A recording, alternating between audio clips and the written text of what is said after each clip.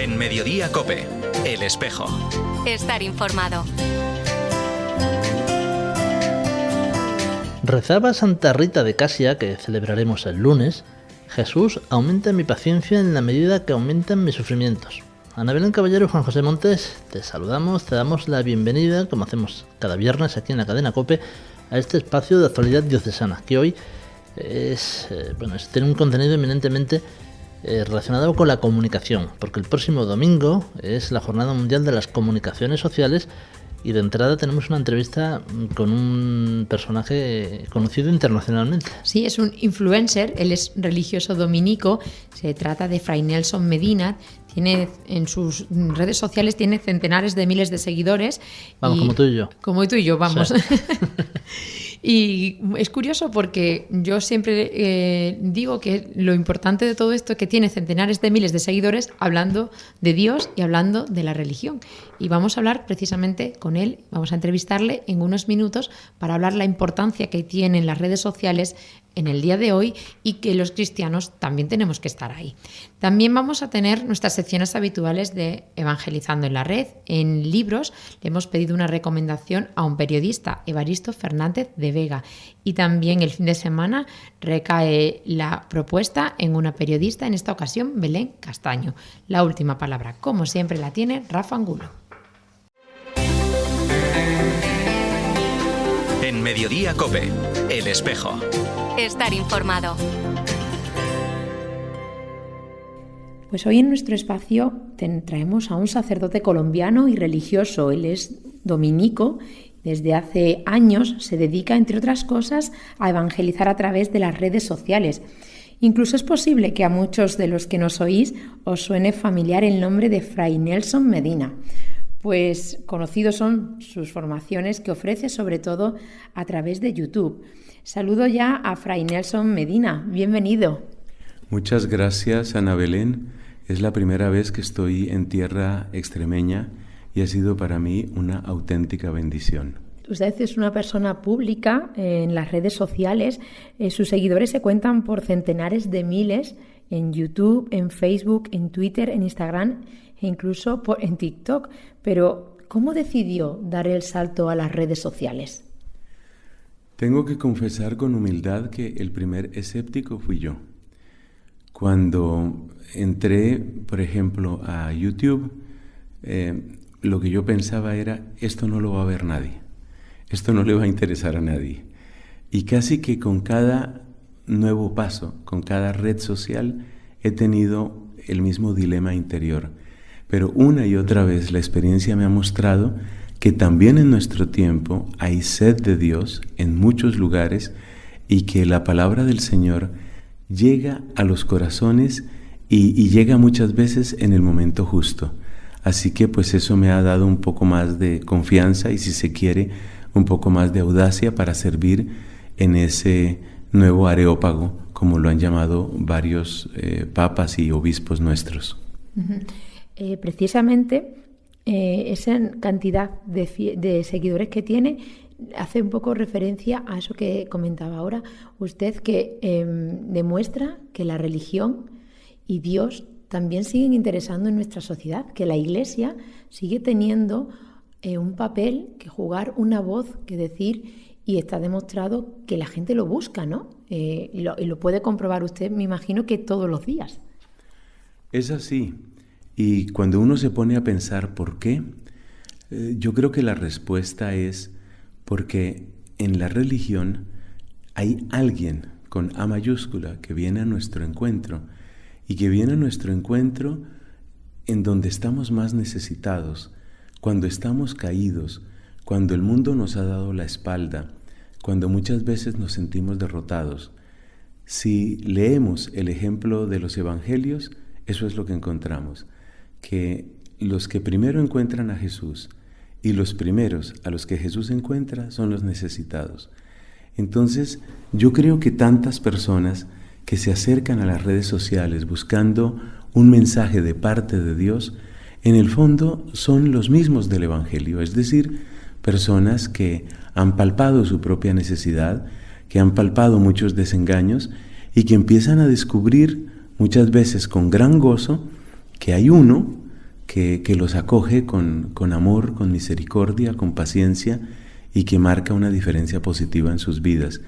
O sea que no me veo de otra manera, sino simplemente como un servidor de ese amor misericordioso de Dios que quiere acercarse a tantas personas que tienen necesidades emocionales, familiares, de pareja, existenciales, y que quizás encuentran una voz que les resulta provechosa y por eso, como se dice popularmente, se enganchan y conectan.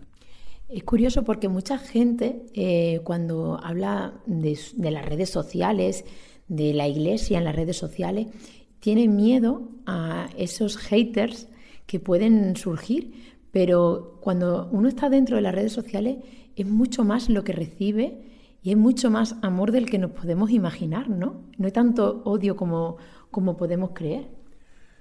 Bueno, debo decirte con sinceridad, Ana Belén, que hay de todo.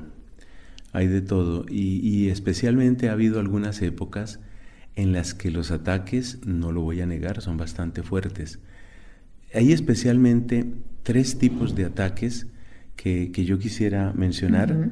Por ejemplo, cuando se entra a la defensa de la vida, ahí como que se alborota el ataque.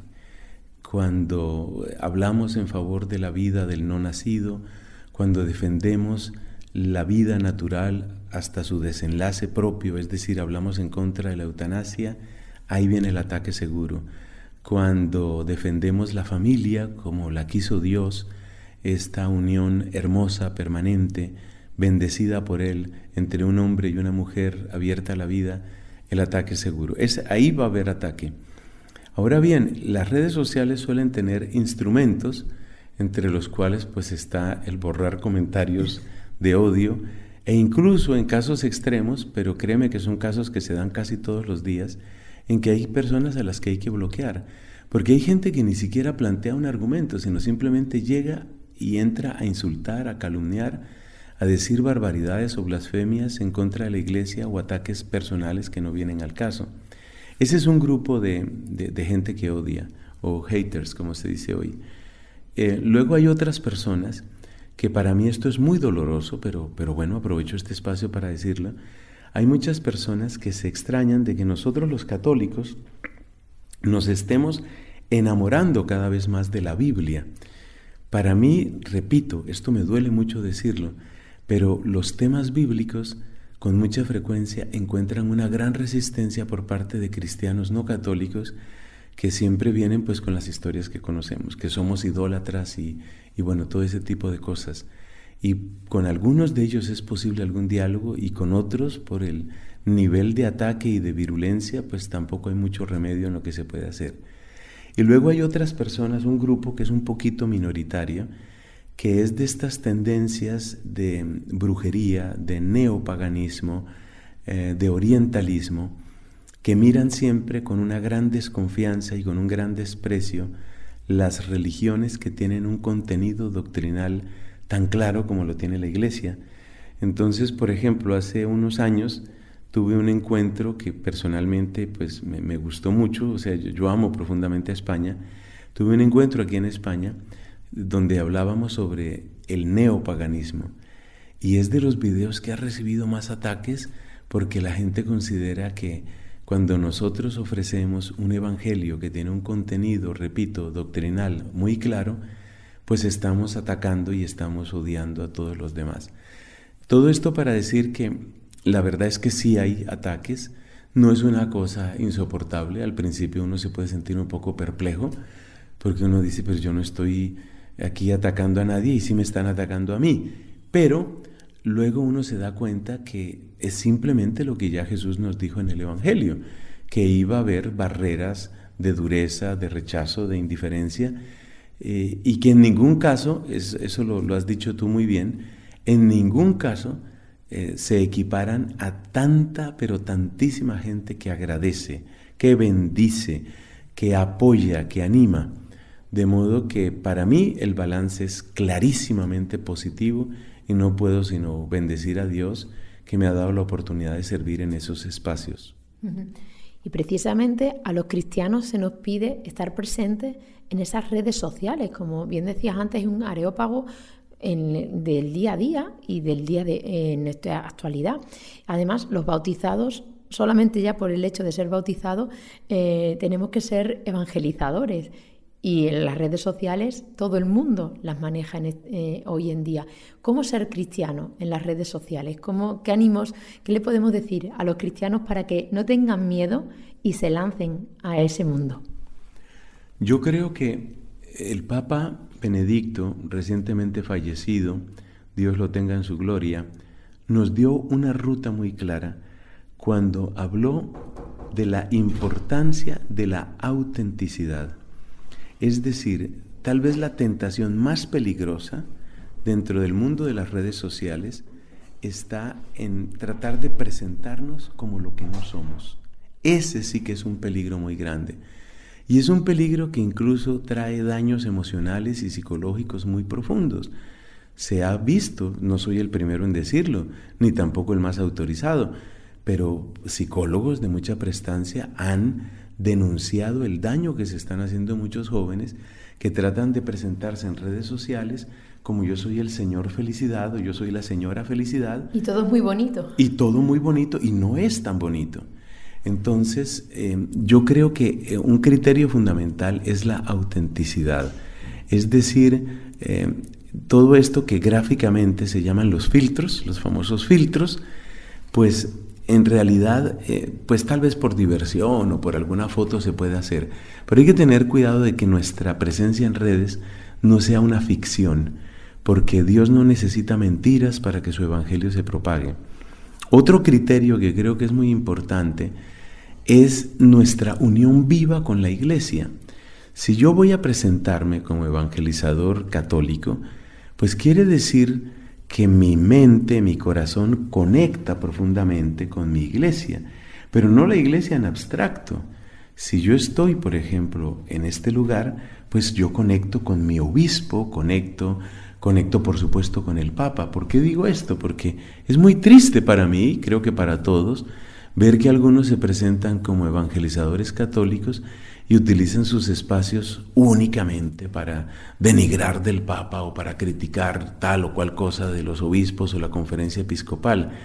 Es verdad que con cierta prudencia se pueden plantear algunos temas, algunos interrogantes, más bien para abrir diálogo, pero esa especie de fiereza que a veces se quiere revestir como de profetismo, atacando a la misma iglesia, eso es falta de auténtico espíritu católico.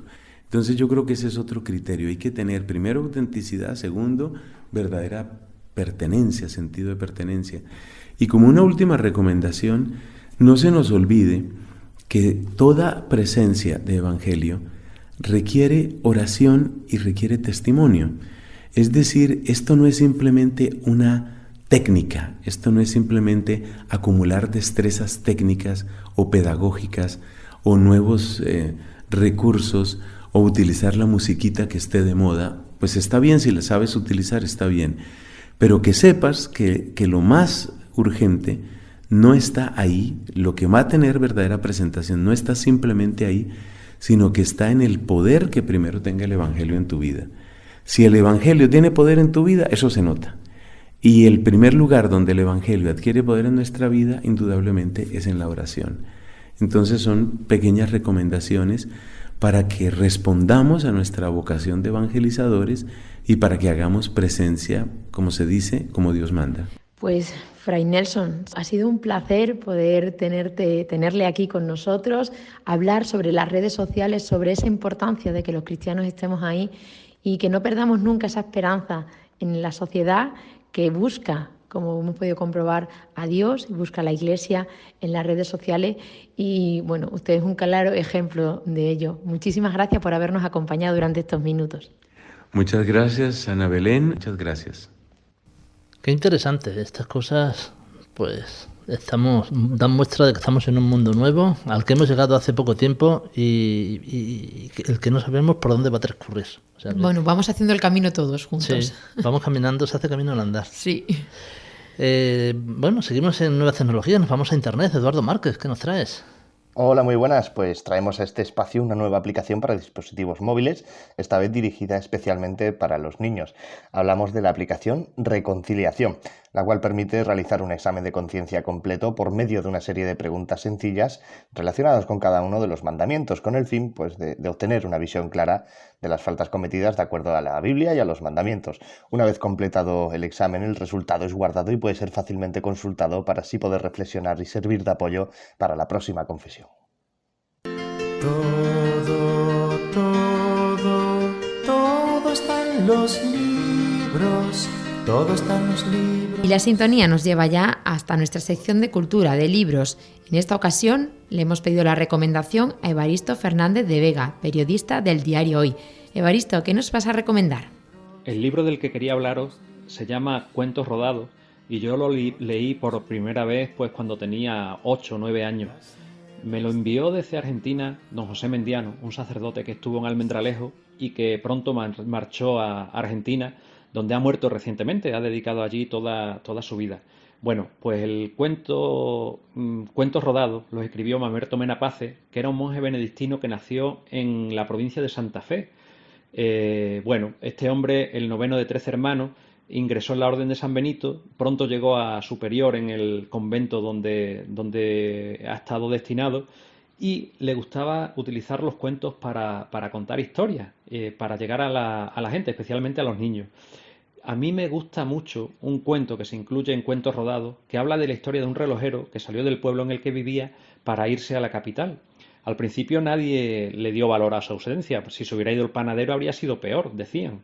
Pero claro, pasaron los años, se estropeó el reloj de la torre, se estropeó el reloj del ayuntamiento, se estropearon los relojes que cada vecino tenía en su casa y solamente hubo un hombre que cada noche le daba cuerda a ese reloj porque era un reloj que había heredado y le tenía mucho cariño. No daba ya bien la hora, pero bueno, él lo ajustaba más o menos según que creía, de una forma intuitiva. Y un buen día regresó por sorpresa el relojero y todo el mundo fue a llevarle su reloj para que lo reparara. Pero el único reloj que realmente se pudo reparar de una forma sencilla fue el de este hombre, que nunca había dejado de darle cuerda. La fidelidad a un cariño al reloj, había mantenido la maquinaria lubricada a la espera de tiempos mejores. La reflexión de Mamerto Menapace es que la oración pertenece a este tipo de realidades que tienen mucho de herencia, poco de utilidad a corta distancia y una necesidad de fidelidad constante. Y sobre todo, una capacidad de recuperación plena cuando regrese el relojero. Claro, lógicamente, Mamerto Menapace, este relojero, habla con mayúsculas, pues se refiere a Dios. Cada cuento de Cuentos rodados pues tiene una reflexión que yo cuando he vuelto a leer este cuento con mis hijos, a ellos les dice una cosa, a mí me dice otra ya con el paso de los años, pero creo que es una forma fácil de reflexionar y de aprender cosas que nos pueden servir en la vida. Y ese es el consejo que yo hago. Este libro se editó por primera vez en los años 80, se reeditó en 2004 y ahora se puede leer, se puede conseguir a través de Internet. Así que, bueno, pues esta es mi recomendación.